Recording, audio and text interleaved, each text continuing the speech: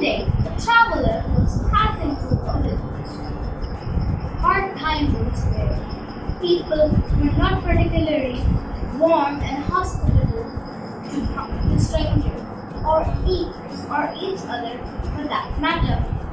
Hardly anyone responded who was cheerily active. He sat down in a corner and got busy. He took out a large iron pot, whistling a merry tune. He lighted the fire. He filled the pot with water. He was whistling a tune. All this activity attracted the attention of the people. "What are you cooking?" asked a curious onlooker. "Stone soup," he said. "Stone soup? I've never heard of such a thing." A voice said. "Stick around and have some," he said. A crowd was starting to gather around the traveler. Everybody was curious. Nearly, the water started to boil. He took the lantern and tasted. "How does it taste?" said another wolf. "It tastes good, but if you just add potatoes, it would taste better," he said.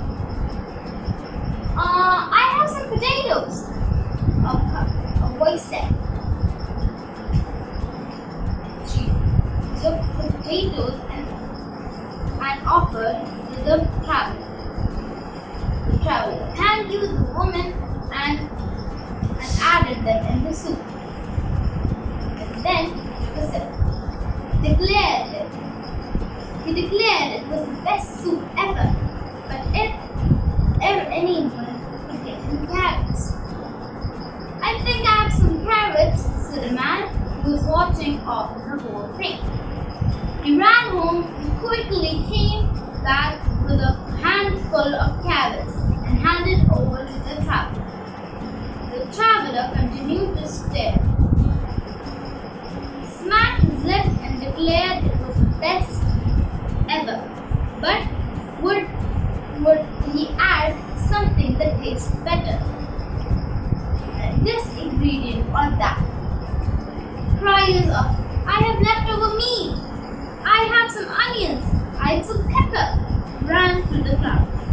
People offered all kinds of stuff for their garden or party in his hope or the soup would taste better.